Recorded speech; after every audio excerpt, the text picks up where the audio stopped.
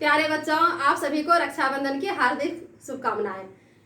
परमपिता परमात्मा का ध्यान करते हुए बोले, उस प्राण स्वरूप दुख नाशक सुख स्वरूप श्रेष्ठ तेजस्वी पाप नाशक देव स्वरूप परमात्मा को हम अपनी अंतरात्मा में धारण करें। वह परमात्मा हमारी बुद्धि को सच्चे मार्ग की ओर प्रेरित करे। बच्चों, आज हम चर्चा करेंगे रक्षाबंधन। रक्षाबंधन क्या है? रक्षा करने वाला बंधन, धागा। इस पर्व में बहनें अपने भाई के कलाई पर रक्षा सूत्र बांधती है और बदले में उनका भाई जीवन भर बहन की रक्षा करने का वचन देते हैं। जब बच्चे छोटे होते हैं तो उनका भाई बहन का रिश्ता थोड़ा खट्टा मीठा होता है। आपस में हमेशा लड़ते झगड़ते रहते हैं, लेकिन एक दूसरे से बात किए बिना वो रह भी नहीं पाते हैं, उनको मन भी नहीं लगता है।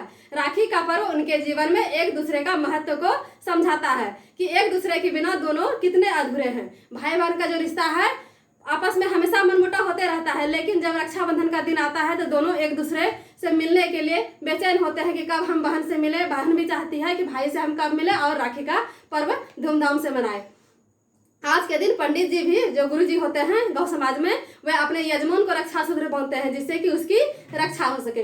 बच्चों, हम लोगों को पर्यावरण की रक्षा के लिए पेड़ पौधों को भी राखी बांधना चाहिए और आजीवन उसका रक्षा करने का वचन लेना चाहिए, क्योंकि अगर पेड़ पौधे सुरक्षित रहेंगे तभी तो हम सुरक्षित रहेंगे, तभी तो हम ऑक्सीजन ले पाएंगे। इसलिए पेड़ पौधा का भी रक्षा करना हमारा फर्ज है, हमारा कर्म है। इसलिए हम लोग भी पेड़ पौधा को राखी बांधें और उनका रक्षा करने का अपने मन में संकल्प ले, अपने मन में वचन ले। बच्चों, ये राखी का पर्व क्यों मनाया जाता है?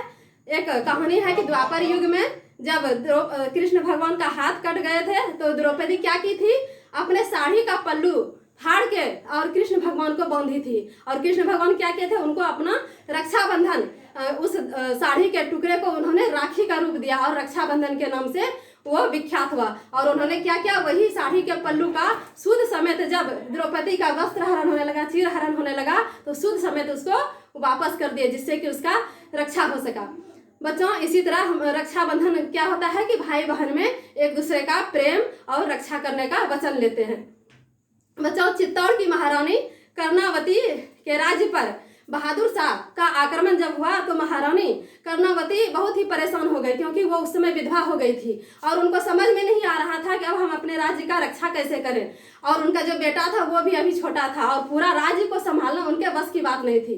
तो क्या हुआ, उन्होंने फिर मुस्लिम साम्राज्य का था हुमायूं, उनको क्या किया, उन्होंने अपना भाई मानकर उनको एक पत्र लिखी और उसमें एक राखी भी भेजी कि भाई, अब मेरे राज्य की और मेरी रक्षा करने का जिम्मेवारी अब आपका है और आप आइए और मेरा रक्षा कीजिए। और हुमायूं भी जैसे ही उसको राखी मिला, जैसे ही लेटर मिला, वो तुरंत ही वहां से अपनी बहन का रक्षा करने के लिए वहां से चल पड़े और उन्होंने क्या किया, अपनी बहन का रक्षा भी किया। तो बच्चों, इसलिए रक्षाबंधन से हमें क्या सीख मिलता है कि हम अपनी बहन का रक्षा करें और बहन भी संकल्प ले कि हम भाई को हमेशा प्रेम करते रहें।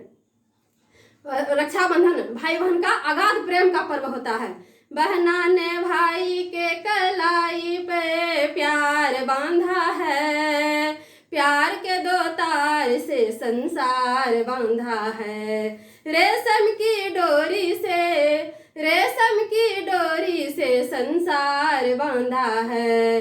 बहना ने भाई के कलाई पे प्यार बांधा है, प्यार के दो तार से संसार बांधा है। बच्चों, आज बस इतना ही। ओम शांति, समाप्ति, प्रणाम। बोलिए भारत माता की जय, रक्षाबंधन की जय, भाई बहन के प्रेम की जय, प्रणाम। तो चलिए बच्चों, हम लोग अपने भाई को राखी बांधेंगे और बहन भी चलिए अपने भाई को राखी बांधेंगे और भाई भी चलिए अपनी बहन से राखी बंधवाने। ओम प्रणाम।